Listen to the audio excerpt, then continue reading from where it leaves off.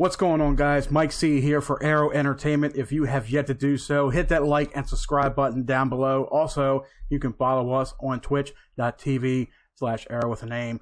So today's video, I'm going to show you a few things to get started with Elden Ring.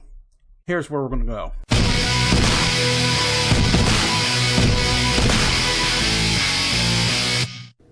Okay guys, so today I'm going to show you a total of 3 or 4 things to get started in Elden Ring. As you can see here, I'm pretty much started at the beginning stages, which is the first step after you come out of the crypt/castle. As you can see, I got a couple pretty decently well-made swords, dual wielding right here.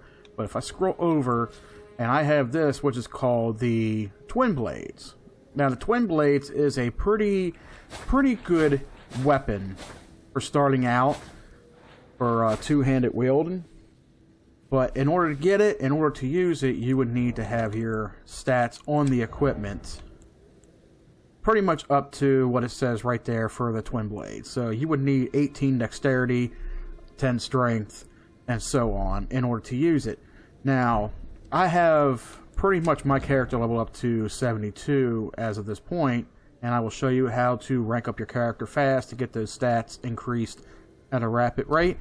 So first off, to get this weapon, we're going to have to travel east for this. So when you're at the starting point, which is the first step, you're pretty much going to want to go over here. Now if you don't have this area open yet, don't worry, it's pretty much down in a ditch, which is kind of like a swampy area, but you'll want to go in the exact direction pretty much where my marker is right here at the Dragon Burnt Ruins. So it's pretty much directly east where you are at the first step. So you want to make sure you come over here.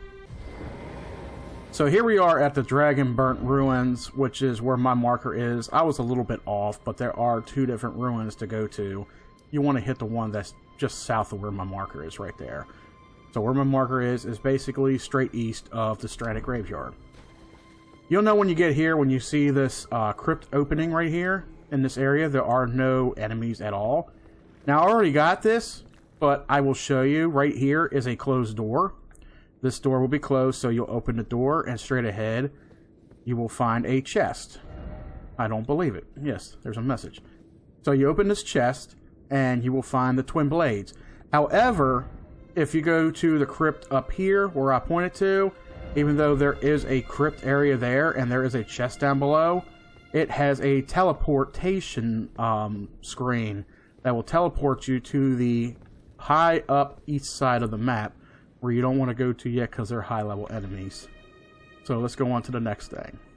Okay, so for the next area that I am in, you're going to look for an incantation, which is basically a spell that you can use on your weaponry and armor and such. So if I go to my incantations, the one we're looking for today is called the BLOODFLAME Blade, and I will show you why this is a pretty cool effect. So here I am. This is the northern part of the map that you start out in. You will discover this pretty soon. This is Storm Hill Shack. Now you're going to need to go up here to this northern area where there's a giant swampy area with a bunch of crypts and buildings in. Now right here where I got my marker, that is pretty much where you want to be. But how do you get there is where I'm going to show you. Now if you go follow the path here up and round, you're going to fight the boss. I think his name is Merritt or Merrick. You don't want to go through there and fight him. There is a way around there, however. I'm going to show you that. Let me call out my steed. So if you're facing north, there is this bridge, the broken bridge that's on the map. You don't need to fight these guys here. You can always avoid them. So instead of following this path to the left, just go straight through the trees right here. You'll come to an opening. But watch it. There are some bats in this area. You don't have to fight them. Just be wary of them. So you'll come to this opening right here, and you'll see another path. You will follow this path, and there's a bridge. You'll know the bridge when you see the old guy sitting right here. You can talk to him if you have yet to do so. Head to the end of the bridge, look down, and you can jump down off this cliffside. If you look up here to the left, follow it up the cliff, And there's a hole right here in the wall, as you can see. Follow this path on around. Collect some items if you need them. I will give you a heads up too, there are a ton of wolves on this path. So you can either choose to take the wolves out, or just bypass them altogether. They don't really give you much XP. They may give you some runes if you go for that, but I will show you a different spot where you can find runes. Just keep following the path.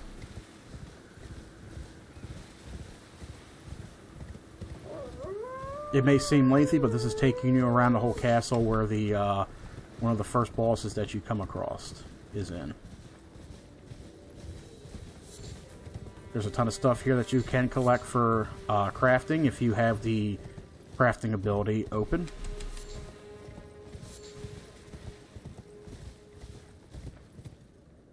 And here you are. You are in Lorena, or Lornia of the Lakes. You pretty much bypassed this whole area, this whole castle right here. So now you're in the northern part. So what we're going to do, we're going to go downhill into the swamp area, and we're going to go up here to where my marker is, marker number 4. Be wary of these cemeteries right here. They do have enemies that spawn. You can kill them, however, they do respawn back. Okay, so now if you are in this general area where my marker is at, you will pretty much see this little glowing ball laying around here in the water. Usually it's going to be in this area, and it's being pushed by a tiny little creature. I forget what they're called. They're spindles or something. You're not going to see it on my end because I already got the ability. Oh, there's one right there. So if you do see something that looks like this, don't worry about it. It's not going to attack you.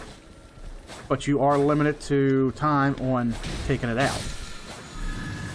So even though that one didn't give it to me, but that's what you're looking for. So you look for a little creature like that somewhere out here in this general area.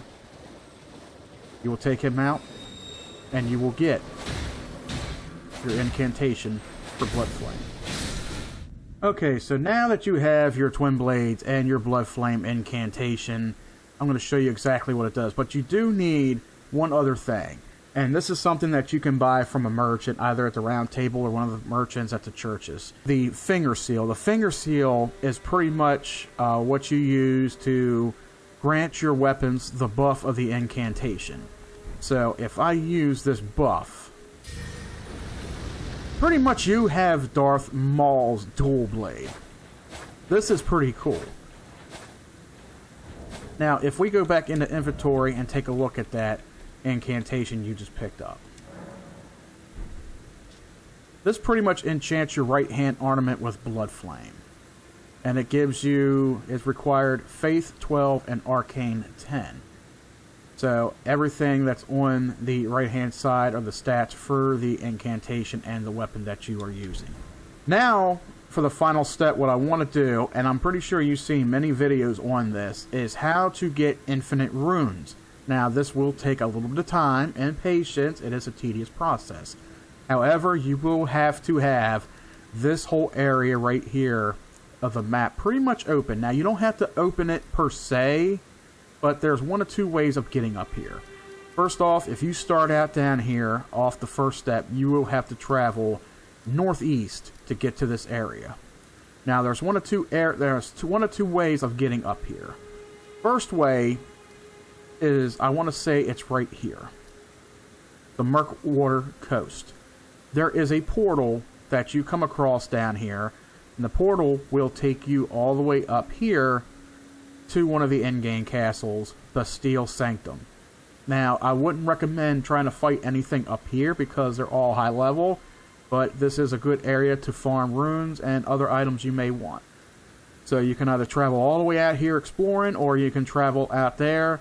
No matter which way possible, whatever way you want to take, you will get to this area right here where I'm at, Leon's Rise. Now, however, if you come up to here, you will have to travel south. I'm not going to show you because I have a lot of runes and I don't want to lose them in a battle. But there are two bridges. There's a long bridge right here that's guarded by a dragon. You can easily avoid that. And then there's a smaller bridge right here to the east. Now, there's only a mini-boss there that appears at night, so if you want to get through that, I would say come here during the day. But you'll want to find this tower right here. This is Lean's Rise. This is where I'm at. This is where you're going to farm your runes, basically. So let me switch my weapons here. Now, there's a little hill down here where you're facing this bridge. Best way to do this is to have horseback because you got to be quick about it. When you get to the bottom of the hill here at a certain point, you will see something light up behind you. That is going to be a boulder. Quickly turn around, run or jump back, and let the boulder right off the cliff. If you've done it right, you will collect 1,952 runes for that. Or if you can acquire a special item called a golden bug, I believe it is, or a golden insect, that grants you more runes for however many runes you collect, which is almost like double in a way. So anyway, after this, all you got to do is just travel right back up to this gray spot, depending on how long it takes you to load up. Call your horse out. Collect any items along the way that you may want to pick up. Make sure you get down right here. When you see it spawn, just turn right back around, head back, and let it roll off.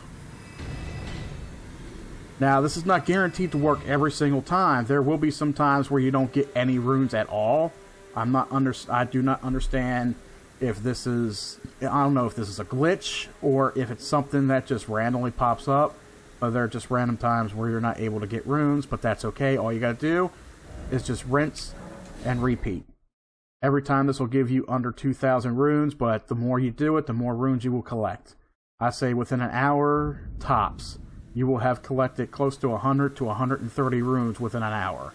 Maybe a little more depending on how fast you load and get down there and do that trick again.